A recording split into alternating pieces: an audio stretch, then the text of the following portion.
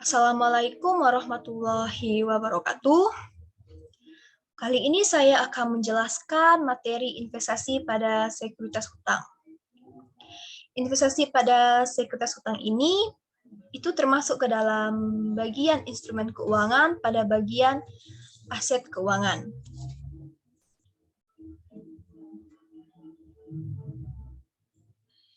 Yang termasuk ke dalam aset keuangan itu ada kas, piutang, instrumen pada sekuritas hutang, instrumen saham, dan sebagainya. Ada 4 kategori dari aset keuangan. Yang pertama, aset keuangan yang diukur pada nilai wajar melalui laba rugi.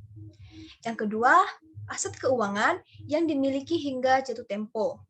Yang ketiga, pinjaman dan piutang. Yang keempat, aset keuangan tersedia untuk dijual. Pada kategori yang pertama, ketika kita memperoleh aset keuangan yang diukur pada nilai wajar melalui laba rugi, maka kita akan mencatat aset keuangan itu ketika kita memperoleh itu sebesar harga perolehannya. Untuk kategori yang kedua, ketika kita memperoleh aset keuangan yang dimiliki hingga jatuh tempo, maka kita akan mencatat perolehan aset keuangan itu sebesar harga perolehan. Kalau ada biaya transaksi sehubungan dengan aset keuangan tersebut, maka biaya transaksinya kita tambahkan biaya transaksi itu menjadi bagian dari harga perolehan. Untuk kategori yang ketiga, yaitu pinjaman piutang, maka ketika kita memperoleh aset berupa piutang atau pinjaman, maka kita akan mencatat sebesar harga perolehan. Kemudian, kalau seandainya ia dinilai ketika mau disajikan dalam laporan keuangan, kita tetap menggunakan dasar penilaiannya berdasarkan harga perolehan. Untuk kategori yang keempat, yaitu aset keuangan tersedia untuk dijual, maka ketika kita memperoleh aset keuangan tersedia untuk dijual, maka kita akan mencatat ketika kita memperoleh aset ini sebesar harga perolehannya. Kalau ada biaya sehubungan dengan perolehan ini, maka biaya itu kita tambahkan sebagai bagian dari harga perolehan.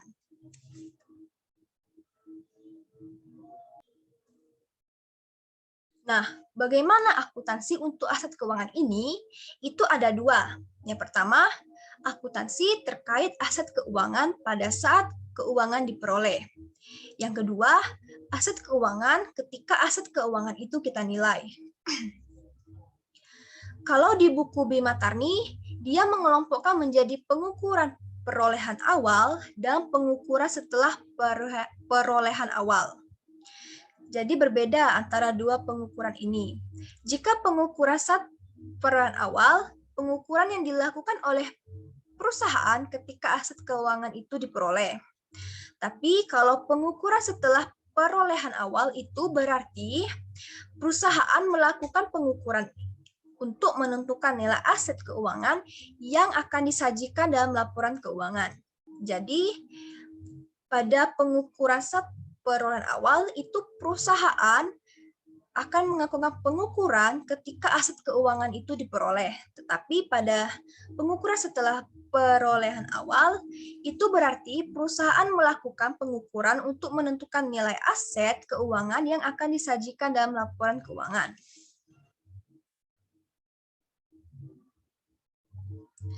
Nah, untuk pengukuran saat perolehan awal itu ada dua yang berbeda. Yang pertama, kalau kategori yang pertama yaitu aset keuangan yang diukur pada nilai wajar melalui laba rugi, maka biaya transaksi sehubungan dengan perolehan aset tersebut harus dicatat secara terpisah sebagai biaya periode berjalan. Tapi kalau untuk kategori yang kedua, ketiga, dan keempat, maka biaya transaksi sehubungan dengan perolehan investasi digabungkan menjadi harga perolehan. Jadi itu sesuai dengan kategorinya. Beda kategori, beda juga nilai perolehan dan pengukurannya. Selanjutnya yaitu adalah pengukuran setelah perolehan awal. Pada kategori pertama dan keempat, yaitu kategori aset keuangan yang diukur pada nilai wajar melalui laba rugi dan aset keuangan tersedia untuk dijual, maka pengukuran atau penilaian setelah perolehan awal harus dinilai berdasarkan nilai wajar. Untuk kategori yang kedua, yaitu aset keuangan yang dimiliki hingga jatuh tempo, maka pengukuran setelah perolehan awal tidak menggunakan nilai wajar, tetapi menggunakan harga perolehan nilai diamortisasi. Untuk kategori yang ketiga, yaitu pinjaman dan piutang, maka akan dinilai ketika ingin menyajikan sebesar harga perolehannya. Selanjutnya yaitu adalah penurunan nilai aset keuangan. Untuk penurunan nilai aset keuangan itu ada dua kategori yang berbeda. Yang pertama untuk kategori yang pertama, maka penurunan nilainya secara otomatis mengikuti penurunan harga. Itu untuk kategori yang pertama. Tapi untuk kategori yang kedua, ketiga, dan keempat, maka penurunan nilainya harus melalui pengujian atau melalui impairment test, atau tidak secara otomatis mengikuti perubahan harga dari investasi tersebut. Tetapi harus kita lakukan pengujian apakah telah terjadi penurunan nilai atau tidak.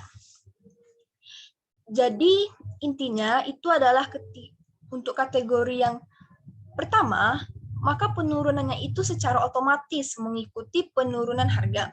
Tetapi untuk kategori yang kedua, ketiga, dan keempat, itu harus melalui pengujian terlebih dahulu. Apakah telah terjadi penurunan nilai atau tidak? Selanjutnya yaitu dua kategori yang diukur berdasarkan nilai wajar.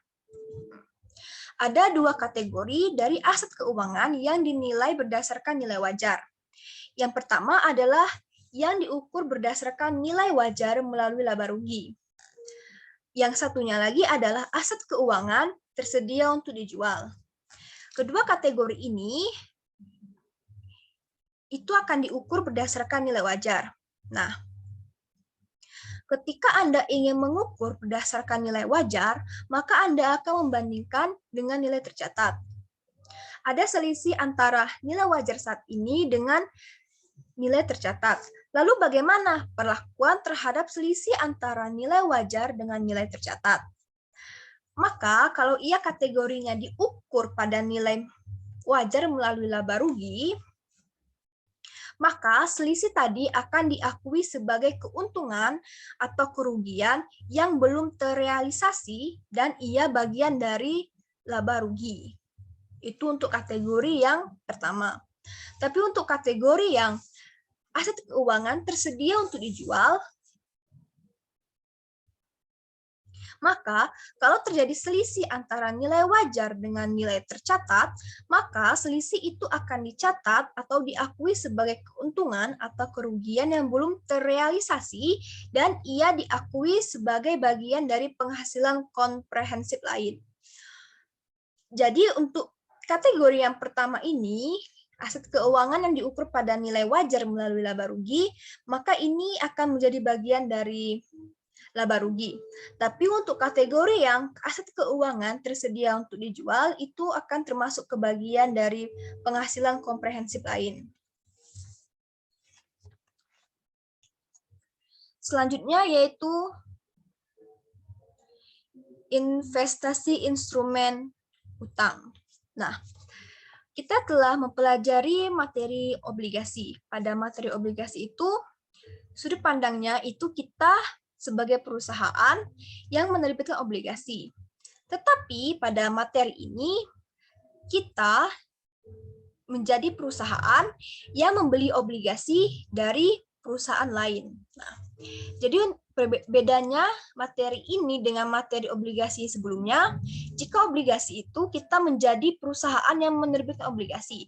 Tapi untuk materi ini, untuk investasi instrumen utang, kita menjadi perusahaan yang membeli obligasi yang diterbitkan oleh perusahaan lain.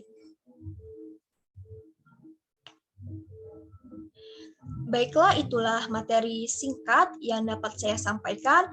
Jika ada salah kata atau salah penyampaian, saya mohon maaf. Wassalamualaikum warahmatullahi wabarakatuh.